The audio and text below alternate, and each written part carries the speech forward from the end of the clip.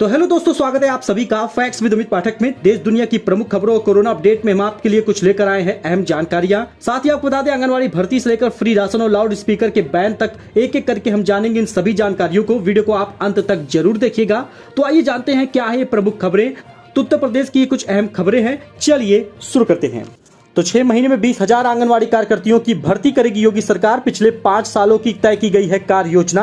आंगनवाड़ी कार्यकर्तियों की भर्ती अब चरणबद्ध ढंग से होगी। आंगनवाड़ी कार्यकर्तियों के 50,000 पद खाली हैं और 20,000 पदों पर भर्तियां 6 महीने के अंदर की जाएंगी और बाकी बचे 30,000 पदों पर 1 साल के अंदर भर्ती की जाएगी। बाल विकास व पुष्टाहार विभाग ने अपने 5 सालों की कार्य योजना को तय कर लिया है। अब इन भर्तियों को एक साथ न करके 2 चरणों में किया जाएगा। आंगनवाड़ी कार्यकर्तियों व सहायिकाओं की 2011 यानी बीते 11 सालों से भर्तियां नहीं हुई हैं, लेकिन अब भर्ती का प्रस्ताव मुख्यमंत्री के सामने रखा गया है, जिस वजह से अब 50,000 1 साल के अंदर भर्ती की जाएगी।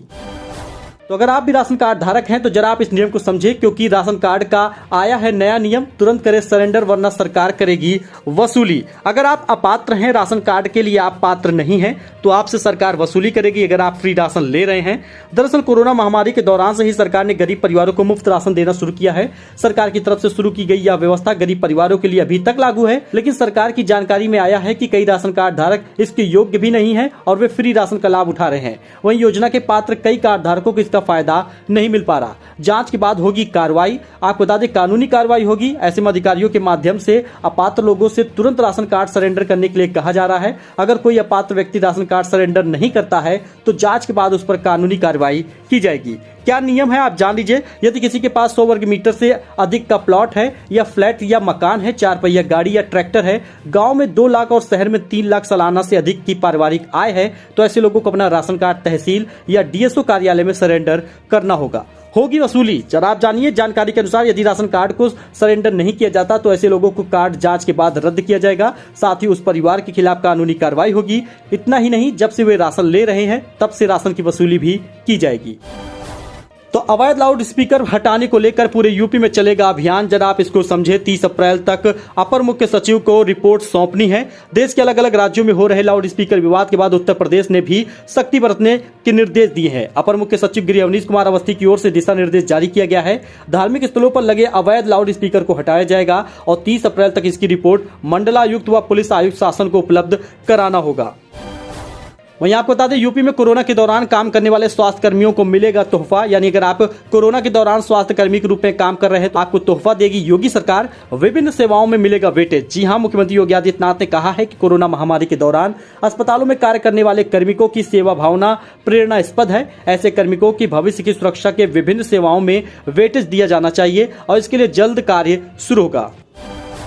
तो यूपीएमएसपी यूपी बोर्ड एग्जाम 2022 मूल्यांकन ने पकड़ी रफ्तार। अब नतीजे जल्द आने की उम्मीद। अगर आप 10वीं 12वीं का परीक्षा भी हाल ही में जल्द दिए हैं तो आपको रिजल्ट का इंतजार होगा। तो यूपी बोर्ड की कॉपियों के मूल्यांकन ने रफ्तार पकड़ ली है। केंद्रों पर अधिक से अधिक कॉपियां चेकिंग के लिए लाई जा रही हैं। मूल्यांकन कार्य सुबह 10 बजे से शाम 5 बजे तक चलेगा। उधर बोर्ड के प्रैक्टिकल एग्जाम भी हो रहे हैं जो 4 मई तक चलेंगे। ऐसे में उम्मीद लगाई जा रही है कि नतीजे जल्द से जल्द जारी हो सकते हैं। उत्तर पुस्तिकाओं के मूल्यांकन के लिए जारी बोर्ड ने दिशा निर्देशों के साथ ही मूल्यांकन प्रपत्रों को भी भरने और मूल्यांकन के दौरान बरती जाने वाली अन्य सावधानी व अवार्ड ब्लैंक भरने का प्रशिक्षण पहले ही शिक्षकों को दे दिया गया है। परीक्षकों की उपस्थिति व मूल्यांकित उत्तर पुस्तिकाओं का विवरण रोजाना विभागीय पोर्टल पर भी अपलोड किया जाएगा।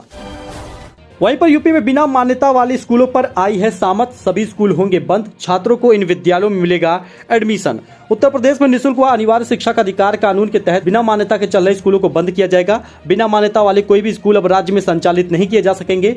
सर्व शिक्षा अभियान के तहत स्कूल चलो अभियान के दौरान मिले फीडबैक के कारण ऐसा होने वाला है। इस फीडबैक में बताया गया है कि राज्य में बिना मान्यता प्राप्त वाले कई स्कूल काफी संख्या में चल रहे थे और ऐसे में अब उसकी मान्यता रद्द की जाएगी और जो उसमें बच्चे पढ़ रहे हैं उनको अन्य विद्यालयों में एडमिशन दिया जाएगा।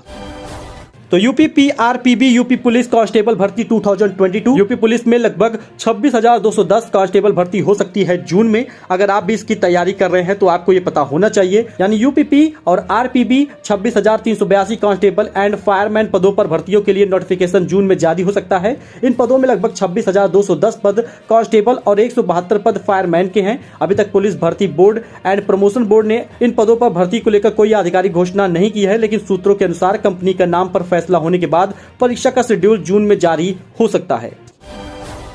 कई नागरिक सुविधाओं से लैस होगा नए कलेवर में यूपी का पोर्टल, आसानी से मिलेगी जानकारी, जरा आप इसको समझें। यूपी सरकार का राज्य पोर्टल अब नए कलेवर में कई नागरिक सुविधाओं से लैस हो गया है।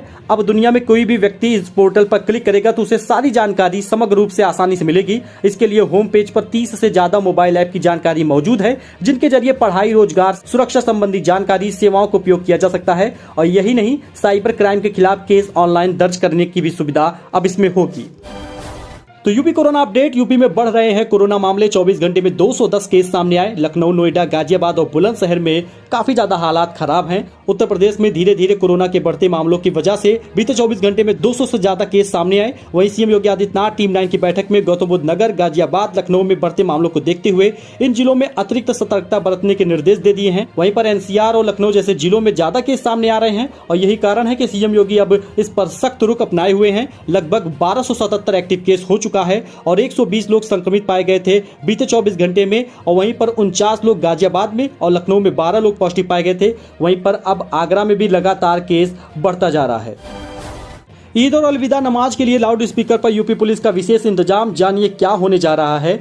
DG law and order Prashant Kumar ने बताया कि अब तक पुलिस ने 125 लाउड स्पीकरों को उतार दिया है। वहीं पर लोग भी पुलिस का सहयोग कर रहे हैं और खुद से लाउड स्पीकर के वॉल्यूम को निर्धारित कर रहे हैं, उसके मानकों को। और कहीं कहीं पर देखा गया है मंदिर और मस्जिदों में अपने आप से ही लाउड स्पीकर को उतारा गया है। जी हाँ, आपको बता दें, लाउड स्पीकर के वॉल्यूम को 17,000 PA सिस्टम तक कम करने के निर्णय लिए गए हैं। इसी के साथ एडीजी ने कहा है कि संवेदनशील जिलों में अलविदा नमाज के दौरान पुलिस को विशेष इंतजाम करने के निर्देश भी दिए गए हैं। वहीं पर अपर मुख्य सचिव गृह अवनीश कुमार अवस्थी ने पुलिस अधिकारियों को निर्देश दिया है कि अलग अलग क्षेत्रों के लिए तय मानक का पालन करवाया जाए और जो भी कार्रवाई की जाए उससे प्रदूषण नियंत्रण बोर्ड को अवगत करवाया जाए। फिलहाल के लिए इतना ही। ऐसी जानकारी के लिए आप हमारे साथ जुड़ें, चैनल को सब्सक्राइब करें।